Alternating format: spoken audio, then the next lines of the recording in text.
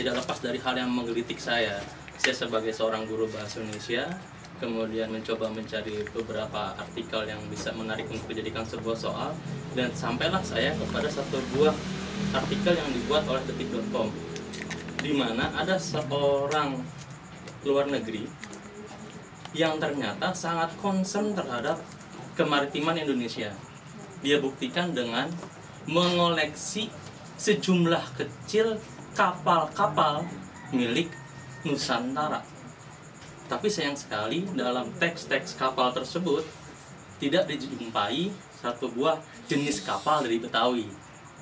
Seperti yang diucapkan yang tadi oleh Bapak tuh Pak, seperti apa, orang yang dari Pulau itu lebih ke arah wilayah apa namanya? Orang-orang apa? Ya. Itu rata-rata kapal-kapal dari sana gitu.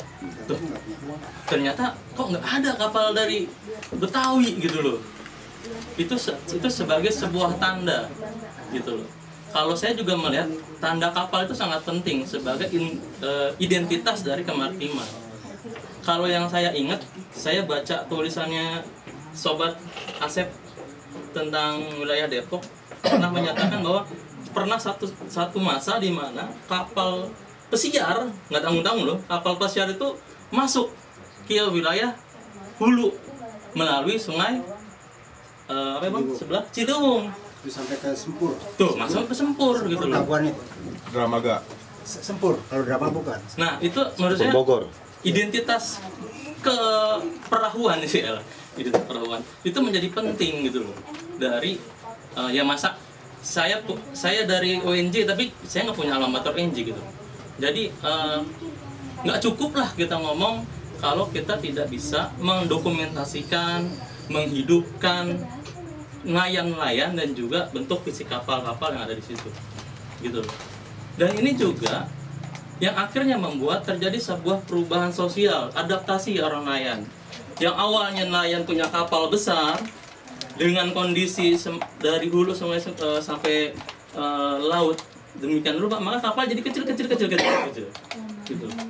Bahkan menurut catatan sejarah juga bang, kita tolong diingetin bang.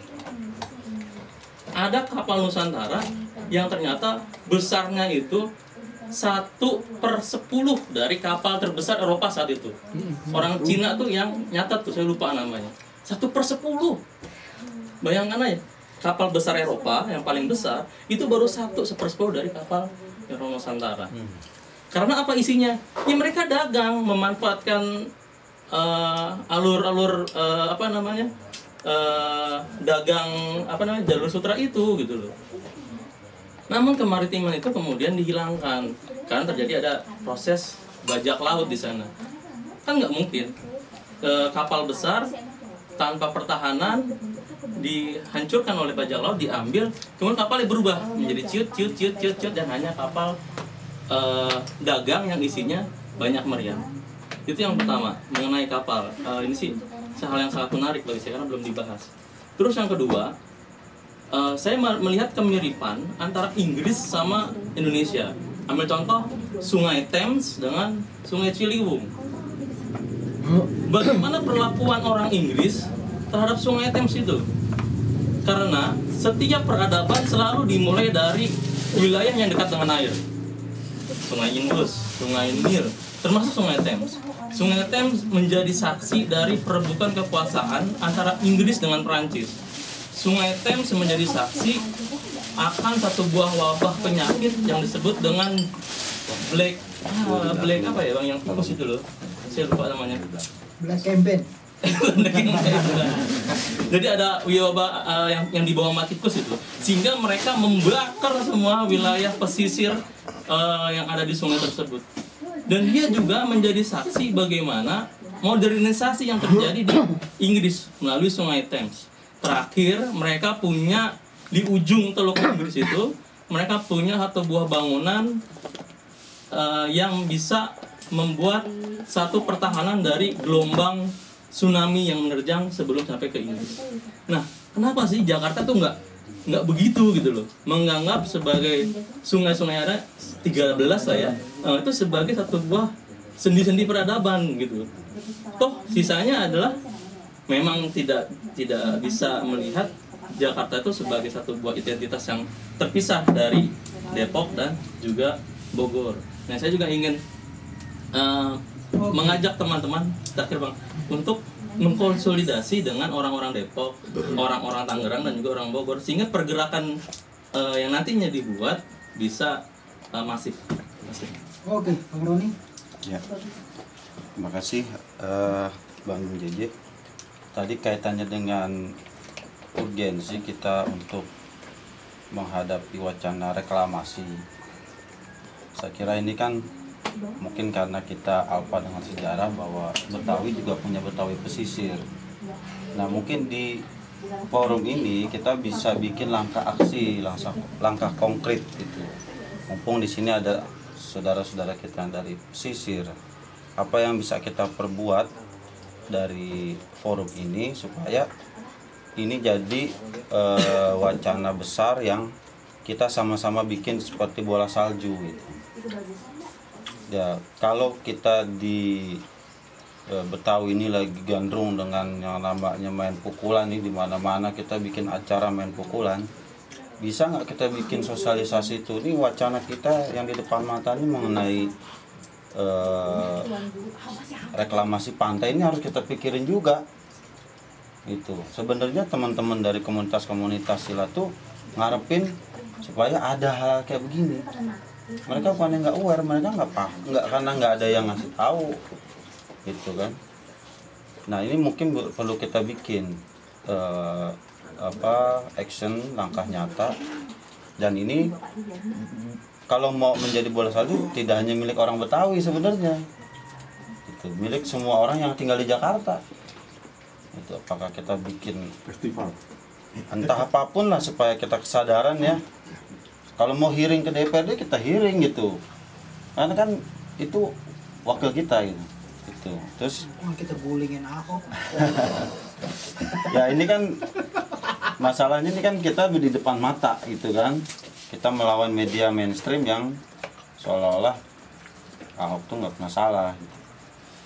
Nah, ini yang harus kita pikirin.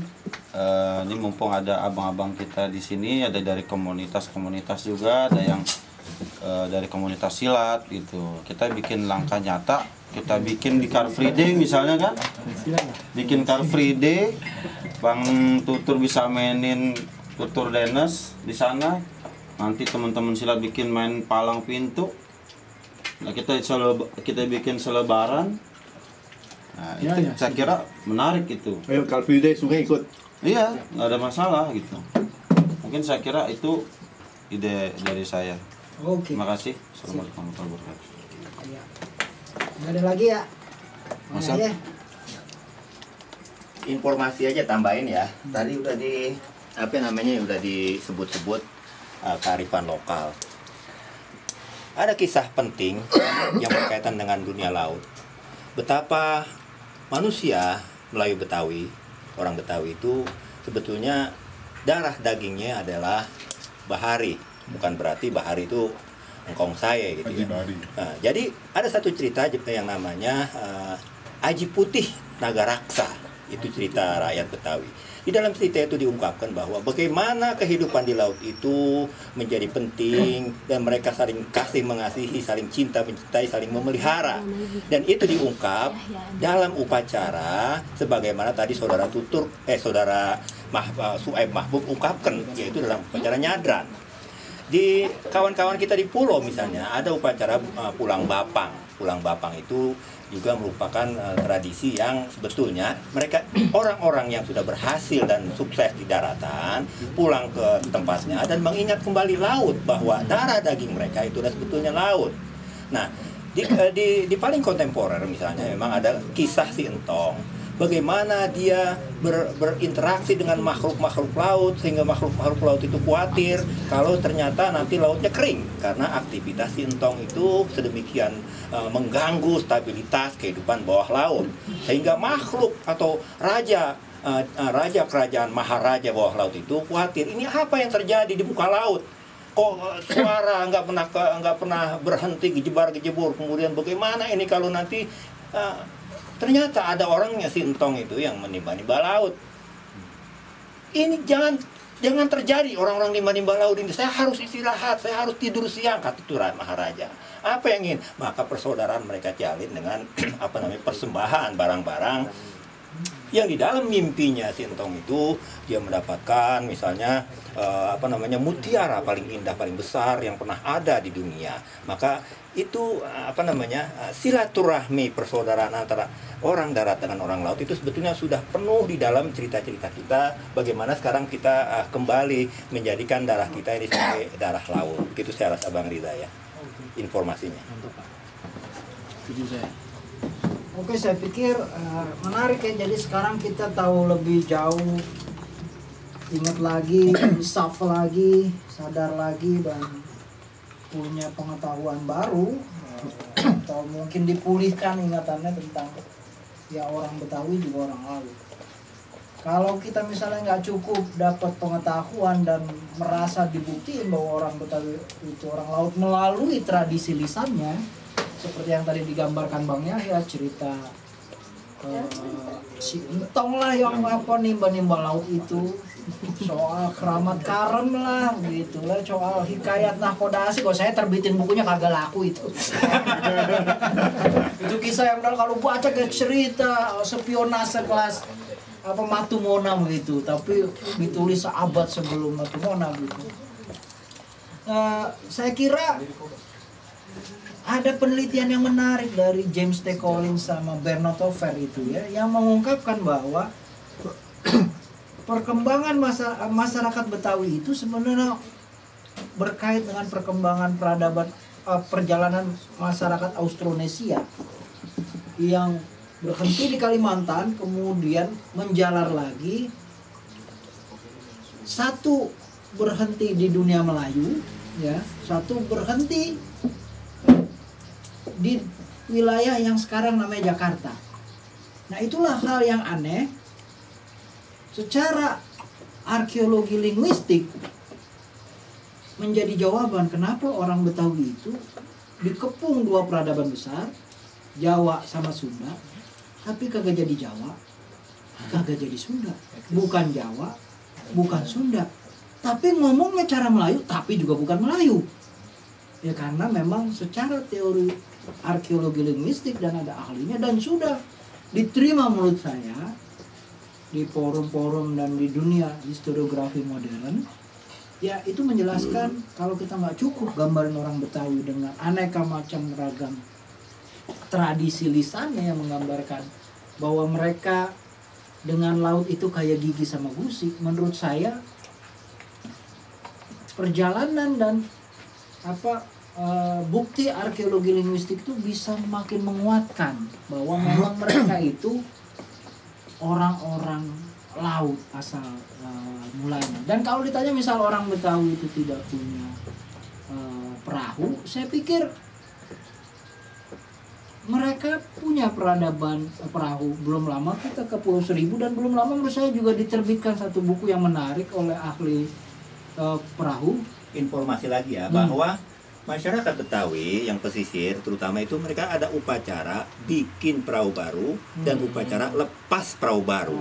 Di samping itu juga ada upacara pasang sero di tengah lautan. Barangkali tadi lupa disinggung oleh saudara kita dari Sunda bahwa mereka mempunyai kegiatan itu, dan itu upacaranya juga tetap dengan upacara nenek unduk-unduk, kaki unduk-unduk, ada daging mengungsir udah kagak, ada si kapes peslimpes urip waras hidup putih ya apa dikata gitu ya. Itu salah satu misalnya kalau kita bicarakan mereka upacara dengan jampe-jampe yang mereka ingin sampaikan kepada makhluk, ini makhluk pra-Islam tentu saja ya, makhluk yang maha kuasa, yaitu para dewa. Yaitu kalau di sana ada dewa Baruna atau dewa laut atau dewa dewa Sadra gitu, Dewi Sadra segala macam. Saya rasa seperti itu. Ya, saya menambahkan aja bahwa baru-baru ini terbit buku Holdridge itu tentang buku aslinya itu The Prau, yang sebenarnya buku The Prau ini karya antropologi begitu ya. Dia keliling melakukan perjalanan, memetakan dan mendokumentasikan macam-macam perahu gitu. Dan dia lakukan itu dari tahun 50 sampai tahun 80. Dan dia menurut saya menarik menyebut juga kawasan Jakarta dan menyebut tentang perahu kole-kole. Apakah ini perahu Betawi? Ya ini perahu Betawi. Walaupun mungkin istilah kole-kole itu ada di dunia kebudayaan maritim lain. Kola-kola. Nah, saya nggak tahu Bang Yahya mungkin bisa jelasin asal usul kenapa orang Betawi kalau kawin mesti pakai sepatu kapal koleng. Apakah itu ada kaitannya? Tapi untuk menjawab itu saya pikir Outreach itu memberikan bahan bagi kita tentang dunia perahu orang Betawi. Dan kalau kita pergi ke orang Pulau Seribu yang lebih senang disebut sebagai orang pulau, ya, mereka juga ngomong kita sudah nggak ketemuin lagi perahu itu setelah perahu motor itu ada. Barangkali ada tambahan sedikit terkait masalah perahu. STNK.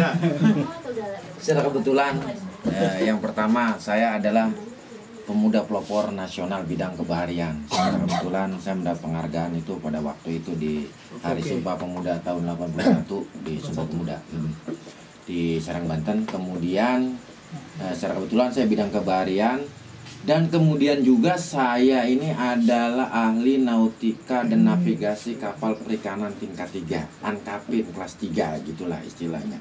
Secara kebetulan kapal itu memang kita punya kapal Betawi. Tadi mungkin karena waktunya mungkin ya. Jadi ada perahu itu namanya disebut perahu Askoan, ada perahu Sopean, ada perahu curut, ada curutan gitu kan. Emang bentuknya kan mulut curut. Nah itu tadi benar kata Bang Yahya. Bang Yahya ini adalah sebenarnya guru saya, sebenarnya. Jadi ada ritualnya gitu, semuanya. Makanya itu tadi terkait masalah itu kalau kita mau kupas memang satu sesinya sangat dalam gitu kan.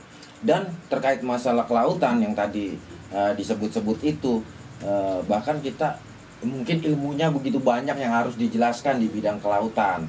Barangkali ada ilmu vulkanologi, kemudian juga termasuk kosmologinya, kemudian juga terkait ilmu pelayaran datarnya, kemudian kita merujuk kepada IMO, International Maritime Organization, dan bahkan sekarang kita harus tunduk kepada Amandemen Manila tahun 2017.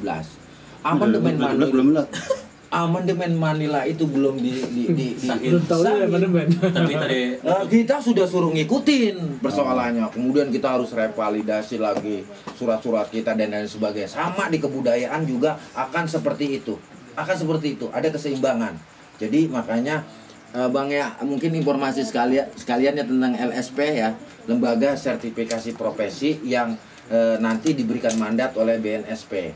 Jadi teman-teman kalau memang ada profesi budaya dan lain sebagainya yang belum dapat sertifikasi, karena sekarang begini terkait dengan MEA, kita mau manggung di hotel atau kita mau ke Malaysia atau kita mau ke Brunei, kita mau manggung, itu yang paling utama ditanyakan adalah COP-nya, sertifikat of profesi. Terima kasih. Oke ya, karena waktunya udah mau menggerib ya, agak baik juga kita ngomong udah mau menggerib. Jadi kita stop dulu. Terima kasih. Saya sedikit. Oke. Saya pikir gini sebagai penutup ya. Saya semakin percaya bahwa orang Betawi itu orang laut. Orang laut itu dicirikan dengan 2 hal biasanya. Terbuka dan sangat demokratis. Jadi kalau orang Betawi itu orang laut, karena itulah modal kenapa wilayah ini pernah menjadi pusat perdagangan dunia yang cukup mengemuka. Dan karena orang Betawi itu orang laut lah, saya kira kenapa juga daerah ini menjadi ibu kota hari ini. Tanpa itu saya kira perlu kita cari koneksitasnya. Tapi sekarang saya menemukan dalam forum ini, saya kira salah satu alasan rasional ya, mengapa di sini pernah ada bandar ya, perdagangan yang cukup besar di dunia, yang sangat berpengaruh di dunia, dan mengapa hari ini ibu kota ada di tempat ini, saya kira ya karena memang orang Betawi itu mewarisi ya, mental maritim, dan dia adalah orang laut. Saya sih kira itu. Oke, terima kasih. Sudah datang teman-teman, tapi sebelum saya tutup saya mau kasih penanggung jawab tukar pikiran Betawi kita, Roni, untuk ngomong. Tapi saya mau informasikan bulan depan Betawi kita minggu kedua ya, tetap minggu kedua. Saben bulan bakal ngomongin orang Betawi dan agama. Ayo. Yang kagak beragama juga dibahas nanti. Percaya. Oke, abang-abang semua, mau info aja, di forum komunitas Betawi kita ini adalah forum terbuka, yang mana kita ini memang dari kita untuk kita, makanya di sini kita mengharapkan sekali kita ini saling guyup dan saling bantu, dan kita membiasakan untuk acara kita ini ada kencengan gitu ya, artinya untuk kita keliling nanti berapanya kita seperti sumbangan gitu, nanti kita laporkan dalam setiap acara gitu. Tapi ini sifatnya sukarela, bukannya memaksa, dan ini sebenarnya untuk supaya kita saling guyup aja. Jadi itu mungkin dari saya. Terima kasih atas kehadiran Bapak Ibu semua, dan nanti notulensinya ini akan diupload di forum di grup FB Betawi kita. Kita ada grup FB Betawi kita ya, dan untuk hasil diskusi ini akan kita share juga di channel YouTube Betawi kita juga ya. Seperti itu kira-kira pengumuman dari saya pribadi. Mohon maaf apabila ada kekurangan. Wassalamualaikum warahmatullahi wabarakatuh. Waalaikumsalam warahmatullahi wabarakatuh. Kalau astronomi ada nggak perlintangan? Ada. Palang. Mau ulunya bawah, bayangnya di atas.